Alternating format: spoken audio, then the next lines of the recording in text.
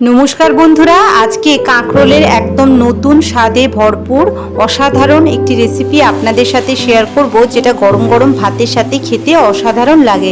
আশা করছি রেসিপিটা আপনাদের খুব ভালো লাগবে। চলুন ঝটপট দেখে নিই কীভাবে বানাবো।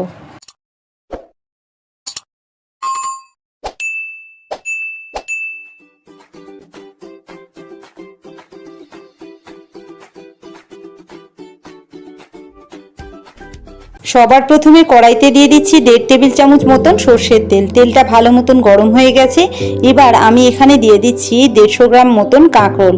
কাঁকরোলগুলোকে আমি বোঁটার অংশগুলো কেটে নিয়ে তারপর আলু ভাজা যেরকম কাটে, মানে একটু পাতলা পাতলা করে লম্বা লম্বা করে সেরকমভাবে কেটে নিয়েছি। গ্যাসের আঁচটা লো টু মিডিয়াম রেখেছি আর কাঁকরোলটাকে কিন্তু বেশ ভালো মতন ভেজে নেব।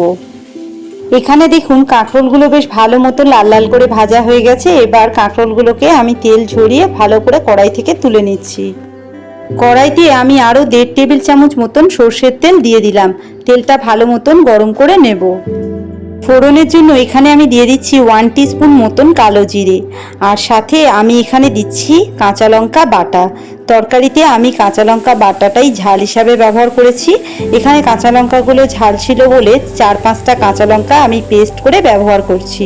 কাঁচা লঙ্কাটা আমি হালকা আঁচে একটু 2 মিনিটের জন্য কষিয়ে নিচ্ছি। এবার আমি এখানে দিয়ে দিচ্ছি টমেটোর পেস্ট। একটা মিডিয়াম সাইজের টমেটো আমি পেস্ট করে রেখেছিলাম, সেই পেস্টটা দিয়ে দিলাম। আর গ্যাসের আঁচটা একদম হালকা রেখে আমি এই পেস্টটাকেও 2-3 মিনিটের জন্য একটু ভালো মতন কষিয়ে নিচ্ছি, যাতে কাঁচা গন্ধটা চলে যায়। এবার আমি এখানে দিয়ে দিচ্ছি 1 টিস্পুন মতন হলুদ বাটা। এখানে আমি বাটা মশলা ব্যবহার করেছি। সাথে দিচ্ছি 1 টিস্পুন মতন কাশ্মীরি লাল লঙ্কার গুঁড়ো। কাশ্মীরি লাল লঙ্কার গুঁড়োটা আমি রঙের জন্য দিয়েছি। আর এখানে আমি স্বাদ মতন দিয়ে দিচ্ছি নুন।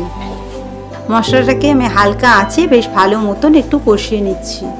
এবার আমি এখানে দিয়ে দিচ্ছি 2 টেবিল চামচ নারকেল বাটা।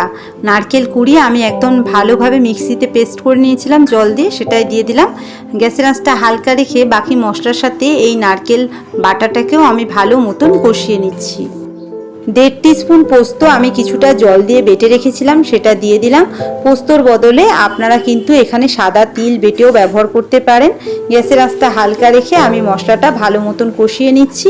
মশলাটা ভালো মতন কষিয়ে নিলে দেখবেন তরকারিতে কিন্তু একটা খুব ভালো স্বাদ হয় এবং মশলার কাঁচা গন্ধটাও থাকে না। মশলাটা ভালো মতন কষানো হয়ে গেছে। এবার এখানে আমি মিষ্টি হিসাবে একটু মিছরি ব্যবহার করছি। আপনারা চাইলে চিনিও দিতে পারেন। নিরামিষ তরকারিতে একটু মিষ্টি দিলে কিন্তু স্বাদটা ভালো হয়। সাধারণত আমি চিনিটা একটু অ্যাভয়েড করি, তাই মিছরি ব্যবহার করলাম। এবার আমি এখানে দিয়ে দিচ্ছি আগে থেকে ভেজে রাখা কাঁকরোল। কাঁকরোলটা দিয়ে আমি মশলার সাথে বেশ ভালো মতন কষিয়ে নেব। কাঁকরোলটা মশলার সাথে কষিয়ে নিলে দেখবেন তরকারির স্বাদটা আরও ভালো হবে।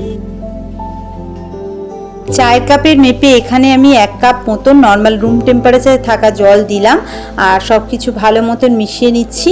এবার গ্যাসের আঁচটা হালকা রেখে ঢাকা দিয়ে আমি মোটামুটি 5 মিনিটের জন্য রান্না করে নেব। ততক্ষণ একটা মশলা বানিয়ে নেব, যেই মশলাটা কিন্তু এই তরকারির স্বাদ আরও বাড়িয়ে দেবে। ফাঁকা কড়াইতে আমি এখানে দিয়ে দিচ্ছি 1 টিস্পুন মতন রাঁধুনি। গ্যাসের আঁচটা একদম হালকা রেখে আমি এই রাঁধুনিটাকে একটু ভেজে নেব, যাতে রাঁধুনি থেকে খুব সুন্দর একটা গন্ধ বেরোয়। খেয়াল রাখতে হবে যেন মশলাটা পুড়ে না যায়, তাহলে কিন্তু তরকারিটা তেতো হয়ে যাবে। বেশ কিছুক্ষণ ভাজার পর দেখুন এটা বেশ সুন্দর করে ভাজা হয়ে গেছে। এবার আমি কড়াই থেকে এটা তুলে নিচ্ছি আর এটা ঠান্ডা হওয়ার পর ভালো মতন গুঁড়ো করে নেব। 5 মিনিট পর ঢাকনাটা খুলে দিলাম। তরকারিটা একবার একটু নাড়াচাড়া করে নেব। আর তরকারিটা কিন্তু এখানে আমাদের একদম রেডি। কাঁকরোলগুলো ভালো মতন সিদ্ধ হয়ে গেছে। এবার নামাবার ঠিক আগে আমি এখানে দিয়ে দিচ্ছি আগে থেকে ভেজে রাখা গুঁড়ো করে নেওয়া রাঁধুনি, আর সাথে আমি দিচ্ছি এখানে 1.5 টিস্পুন মতন ঘি।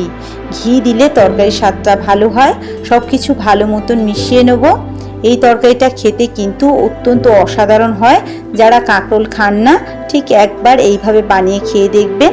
আশা করছি আপনাদের খুব ভালো লাগবে আর বারবার এইভাবে বানিয়ে খাবেন।